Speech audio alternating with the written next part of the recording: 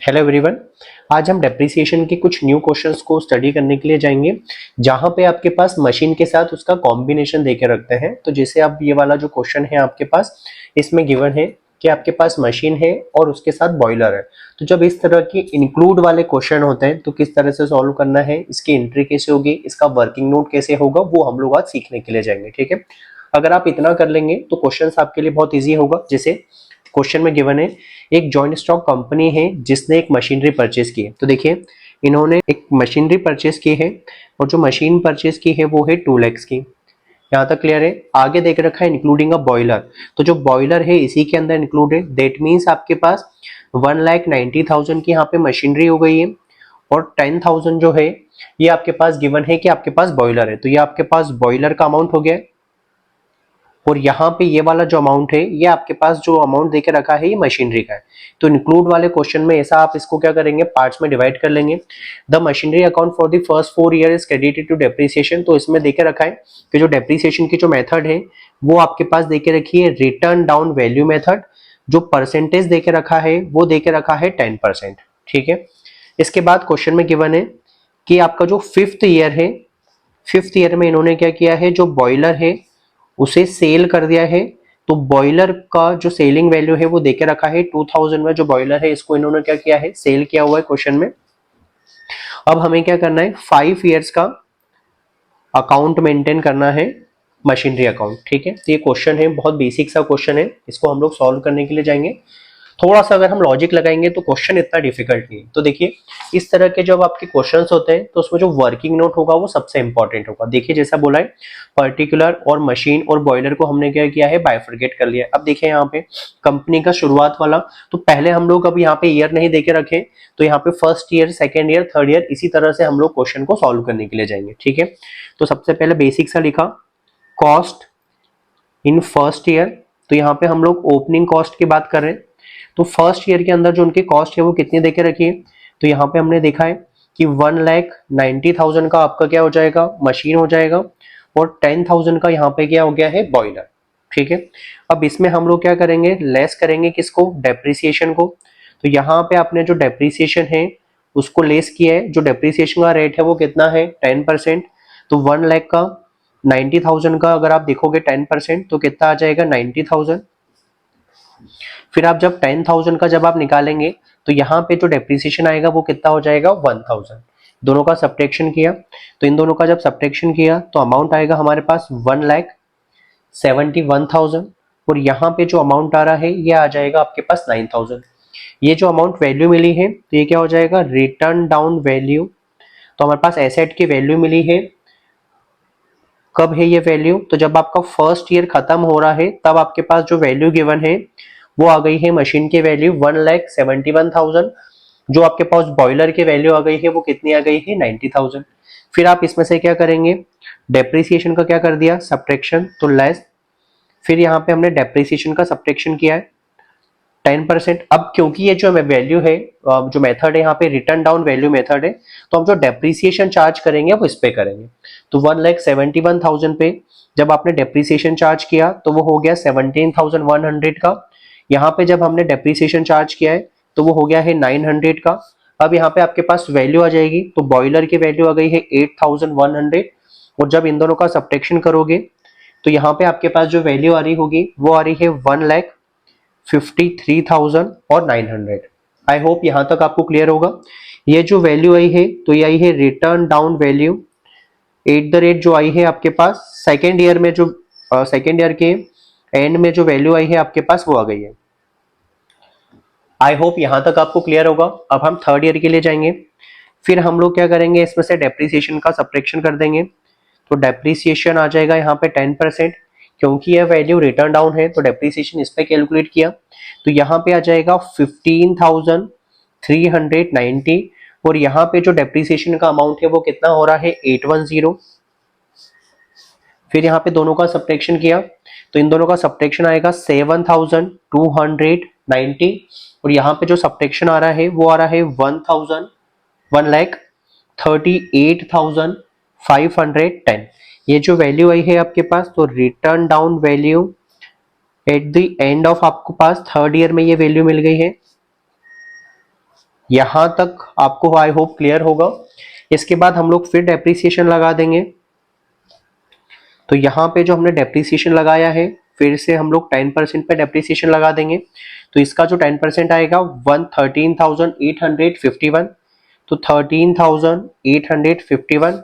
और यहाँ पे जो इसका डेप्रिसिएशन आएगा बॉयलर पे वो आ जाएगा 729। यहाँ पे सब्ट्रैक्शन किया तो यहाँ पे आ जाएगा 6561। और यहाँ पे जब दोनों का सब्ट्रैक्शन करेंगे तो आ जाएगा 1,24,659। ये जो रिटर्न डाउन वैल्यू आपके पास आ गई है, ये आ गई है फोर्थ ईयर के बाद के जो आपकी वैल्यू है वो आपके पास आ गई है कि फोर्थ ईयर के बाद आपके जो वैल्यू है वो क्या रहेगा। अब देखिए आगे जब आप क्वेश्चन देखेंगे इसमें और क्वेश्चन देखेंगे तो आपको समझ में आएगा यहाँ पे कि अब यहाँ तक तो आपका काम हो गया है कि आपने बॉयलर अब फोर्थ ईयर में सेल कर दिया था फिफ्थ ईयर के स्टार्टिंग में। तो अब हम फिफ्थ ईयर का भी डेप्रिसिएशन लगाएंगे। तो लेस डेप्रिसिएशन हो जाएगा आपके पास 10% से। जब हम यहाँ पे डेप्रिसिएशन लगाएंगे तो ये वाले अमाउंट का 10% किया तो 12,465.9 आ रहा है, तो इसको राउंड ऑफ कर देंगे। तो 12,400 हमने 66 से इसको क्या किया है, राउंड ऑफ कर दिया है, क्योंकि बॉयलर हमने यहाँ पे क्या कर दिया है, सोल्ड कर दिया है। तो इसका यहाँ पे और आगे कैलकुलेशन नहीं होगा। इन दोनों का जब आपने यहाँ पे डिफरेंस फाइंड आउट किया तो डिफरेंस आएगा आपके पास 1,12,193। तो ये आपके पास मशीन की वैल्यू आ गई है। तो यहाँ पे आ जाएगा return down value at the end of आपके पास हो जाएगा फिफ्थ ईयर में। तो जो फिफ्थ ईयर के बाद जो आपके पास मशीन की वैल्यू आ गई है वो आ गई है 1,12,193 और बॉयलर को आपने सोल्ड कर दिया। ठीक है, अब देखिए बॉयलर का अब हम क्या देखेंगे यहाँ पे कैलकुलेशन। तो आपके पास बॉयलर आफ्टर 4 इयर्स जो आपके पास बॉयलर का वैल्यूएशन था वो कितने का था, 6,561 का। बट हमने इस बॉयलर को कितने में सोल्ड किया है, तो यहाँ पे हो जाएगा सोल्ड। तो सोल्ड जो हमने किया है वो कितने में किया है, 2000 में। तो हमारे लिए ये फिफ्थ ईयर में 4561 ये जो अमाउंट था इसका क्या हो जाएगा, लॉस। सो आई होप यहाँ तक आपको समझ में आ गया हो कि हमने किस तरह से क्वेश्चन किया है। अब ये जो वैल्यूज है बस इसी को हम लोग अब स्टेटमेंट के फॉर्म में या जो लेजर है इसके अंदर पुट करते जाएंगे। तो देखिए सबसे पहले जब हम वैल्यूज पुट करेंगे तो हम फर्स्ट ईयर से शुरू करेंगे क्योंकि यहाँ पे डेट नहीं है। तो यहाँ पे आपके पास आ जाएगा फर्स्ट ईयर। फर्स्ट ईयर के केस में आ जाएगा आपके पास, यहाँ पे आ रहा होगा वैल्यू आपके पास 2 बैंक अकाउंट, क्योंकि हमारा जो एक्सपेंसेस है वो आ रहे हैं यहाँ पे। तो यहाँ पे बैंक अकाउंट, जो बैंक अकाउंट था वो कितने का एक्सपेंस दिखाएगा आपके, 2 लैक्स का। अभी 2 लैक्स यहाँ पे कैसे होगा, तो 1,90,000 आपके पास मशीन का होगा और जो 10,000 का जो एक्सपेंस आप बियर कर रहे हैं ये एक्सपेंस आ रहा होगा आपके पास बॉयलर के केस में। फिर हम लोग यहाँ पे आएंगे तो यहाँ पे भी फर्स्ट ईयर ही लिखा रहेगा क्योंकि कोई डेट वगैरह नहीं है हमारे पास। यहाँ पे हम लोग जाएंगे बाय डेप्रीसिएशन अकाउंट। तो जो डेप्रीसिएशन है वो हम लोग कितने का लगा रहे थे, देखिए 19,000 का मशीन पे और 1,000 का किस पे लग रहा था आपके पास, बॉयलर पे। तो देखिए यहाँ पे जो डेप्रीसिएशन होगा वो होगा 19,000 प्लस आप करेंगे यहाँ पे 1,000। तो जो टोटल जो डेप्रीसिएशन चार्ज किया है वो कितने का किया है, 20,000 का। फिर फर्स्ट ईयर के एंड में आपके पास जो बैलेंस आ रहा होगा वो, तो यहाँ पे होगा बाय बैलेंस कैरिड डाउन। तो देखिए इस तरफ जो टोटल बैलेंस है वो कितने का है, 2 लैक्स का। तो डेबिट साइड का जो बैलेंस है आपका है 2 लैक्स, जो क्रेडिट साइड का है वो है 20,000। हम हमेशा हायर अमाउंट लेंगे तो हायर अमाउंट हमने यहाँ पे लिखा है। जो डिफरेंस होगा, डिफरेंस कितने का हो रहा है आपके पास, 1,80,000 का। अब देखिए जो आपको लिखने का तरीका बताया था, मशीन की वैल्यू ये है तो इसी को हम लोग यहाँ पे यूज करेंगे। तो 1,71,000 ये अमाउंट आपका यहाँ पे हो जाएगा, प्लस इसके साथ जो 9,000 का अमाउंट है वो आप बॉयलर का यहाँ पे लिखते जाएंगे। ठीक है, अब फिर हम लोग सेकेंड ईयर की कैलकुलेशन पे आए। तो यहाँ पे हुआ सेकेंड ईयर, यहाँ पे होगा आपके पास 2 बैलेंस आपने यहाँ पे किया है ब्रॉड डाउन। ब्रॉड डाउन जो बैलेंस आया था वो कितना आ गया था, 1,80,000। और 1,80,000 कैसे आया था, जब आपने 1,71,000 की मशीनरी लेके आए थे और 9,000 के आप लोग क्या लेके आए थे, बॉयलर लेके आए थे। फिर यहाँ पे सेकेंड ईयर में यहाँ पे होगा बाय डेप्रिसिएशन अकाउंट अब देखिए सेकेंड ईयर के लिए डेप्रीसिएशन कितना चार्ज किया था, तो 17,100 प्लस यहाँ पे कितना हुआ था 900, तो जो टोटल डेप्रीसिएशन हमने चार्ज किया है वो था 18,000 का। और अमाउंट अब लिख लेंगे हम लोग, तो 17,100 प्लस हम लोग क्या करेंगे 900 का जब एडिशन करेंगे तो 18,000 हो जाएगा। फिर यहाँ पे सेकेंड ईयर का केस लिखा, यहाँ पे आएगा बाय बैलेंस कैरिड डाउन। अब देखिए जो डेबिट साइड का अमाउंट है वो है 1,80,000 का, क्रेडिट साइड का है 80,000 का। हमेशा हायर अमाउंट लिखेंगे, तो 1,80,000 यहाँ पे होगा आपके पास 1,80,000। आई होप यहाँ तक आपको क्लियर होगा हम लोग क्या कर रहे हैं। 1,80,000 में से 18,000 का जब हम सब्ट्रैक्शन करेंगे तो कितना आ जाएगा आपके पास बैलेंस 1,62,000। अब 1,62,000 का बाइफर्केशन अगर हम करें तो 1,53,900 प्लस यहाँ पे क्या हो रहा है हमारे पास 8,100। जब ये दोनों का एडिशन करेंगे तो ये वाला अमाउंट आ जाएगा। फिर इसके बाद थर्ड ईयर के लिए हम लोग जाएंगे, तो थर्ड ईयर के लिए ये वाला बैलेंस जो हमारे पास क्रेडिट साइड का बैलेंस था वो यहाँ पे आ जाएगा। तो यहाँ पे होगा टू बैलेंस ब्रॉट डाउन। जो बैलेंस था वो था आपके पास 1,53,900 प्लस इसमें 8,100 का एडिशन किया, तो जो टोटल बैलेंस आ रहा है वो कितना आ रहा है 1,62,000। थर्ड ईयर यहाँ पे लिखा बाय डेप्रिसिएशन अकाउंट, ठीक है। तो यहाँ पे देखिए जो आपका डेप्रिसिएशन का जो अमाउंट था वो कितना था, तो मशीन की जो वैल्यू हम लोग लेके आए थे 1,53,900,8100। यहाँ पे मशीन पे जो हमने डेप्रिसिएशन का कैलकुलेशन था वो कितना किया था 1,53,900। तो यहाँ पे डेप्रिसिएशन होगा मशीन पे 1,53,900। इसके साथ जो हमने बॉयलर पे जो डेप्रिसिएशन लगाया था वो कितने का था 810 का। तो टोटल जो डेप्रिसिएशन हो रहा होगा वो होगा 16,200 का। इसके साथ यहाँ पे हो जाएगा आपके पास थर्ड ईयर ही रहेगा। थर्ड ईयर का यहाँ तक कैलकुलेशन में किसी को इश्यू नहीं होगा। अब यहाँ पे आ जाएगा आपके पास डेबिट साइड और क्रेडिट साइड को आप कंपेयर करोगे, तो जो डेबिट साइड का अमाउंट था टोटल था 1,62,000, यहाँ पे था 1,62,000। अब आप डेप्रिसिएशन का जब सब्ट्रैक्शन करेंगे तो यहाँ पे होगा आपके पास बाय बैलेंस कैरिड डाउन, और जो दोनों का डिफरेंस है वो आ जाएगा 1,45,800। आई होप यहाँ तक आपको समझ में आ गया होगा।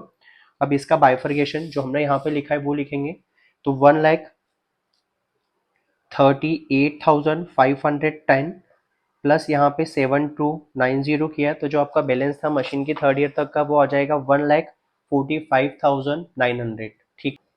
अब फोर्थ ईयर के लिए कैलकुलेशन किया तो यहाँ पे आ जाएगा आपके पास फोर्थ ईयर।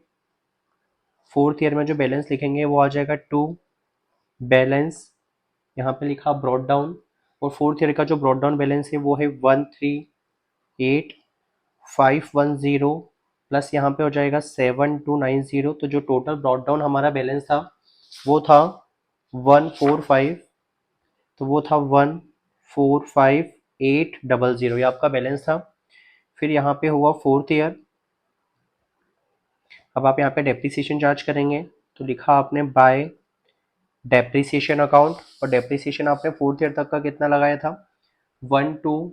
फोर्थ ईयर का जो डेप्रिसिएशन था वो था आपके पास 1,38,510 प्लस इसमें क्या लगाया था आपने 7,290। तो देखिए था ये आपके पास बैलेंस आ गया है। अब यहाँ से हम लोग डेप्रिसिएशन चार्ज करेंगे, तो जब आपने 1,38,510 पर जब डेप्रिसिएशन लगाया था तो डेप्रिसिएशन फोर्थ ईयर का आएगा आपके पास 1,38,510। फिर बॉयलर का डेप्रिसिएशन हो जाएगा यहाँ से 729। दोनों का जब आप एडिशन करेंगे तो जो अमाउंट आ रहा होगा वो आ रहा होगा 1,45,800। ठीक है। फिर यहाँ पे फोर्थ ईयर के बैलेंस के लिए जाएंगे हम, तो क्या हो जाएगा यहाँ पे बाय बैलेंस कैरिड डाउन। अब देखिए जो डेबिट साइड का अमाउंट है फिर वही हायर है, तो 1,45,800 1,45,800। जो दोनों का सब्ट्रैक्शन था वो लिखा आपने, तो जो दोनों का सब्ट्रैक्शन था वो था 1,31,220 अब फिफ्थ ईयर के लिए हम लोग आ जाएंगे, क्योंकि बॉयलर हमने फिफ्थ ईयर की स्टार्टिंग में बेचा है तो अमाउंट सेम टू सेम हमारा फिफ्थ ईयर में भी क्रेडिट होगा। तो यहाँ पे फिफ्थ ईयर में होगा 2 बैलेंस। इसका भी बाइफर्केशन अगर हम लिख लें तो ज़्यादा बेटर होगा। तो जो इसका बाइफर्केशन है वो होगा आपके पास 124 प्लस यहाँ पे हो जाएगा 6561। जब हम न्यू ईयर की स्टार्टिंग करेंगे तो भी सेम आ जाएगा 2 बैलेंस BD। ये जो अमाउंट होगा वो होगा 131,220। इसका बाइफर्केशन लिखा 124,659 प्लस आपने लिखा यहाँ पे 6561। ठीक है, अब यहाँ पे फिफ्थ ईयर शुरू हुआ है, लेकिन फिफ्थ ईयर की स्टार्टिंग में हमने क्या किया था, सबसे पहले तो बॉयलर सेल किया था। तो जो मैंने आपको कैलकुलेशन करके दिखाया था कि बॉयलर पे लॉस वगैरह कहाँ से आ रहा है, तो वो देखिए सबसे पहले हमने सेल किया था कितने में, 2000 में। तो सबसे पहले हम लोग सेलिंग वाला अमाउंट लिखते हैं जो हम रिसीव कर पाते हैं एक्चुअल में। तो यहाँ पे होगा बाय बैंक अकाउंट। तो बैंक में हमने कितना अमाउंट रिसीव किया है, 2000, तो ये 2000 हो गया है। इसके बाद ये वाला अमाउंट लॉस था। इसके बाद होगा बाय, इसके बाद लिखेंगे आप प्रॉफिट एंड लॉस अकाउंट, और यहाँ पे लिखेंगे लॉस ऑन सेल। तो जो सेल करने के बाद जो हमें लॉस हुआ है, लॉस कितने का हुआ है हमें, 4561 का। तो देखिए दोनों का टोटल 6561 आ गया जो हमें वैल्यू को बैलेंस करना था। तो यहाँ पे हो गया यहाँ तक आपका। इसके बाद मशीन पे भी हमने डेप्रिसिएशन कैलकुलेट किया था। तो यहाँ पे होगा बाय डेप्रिसिएशन अकाउंट।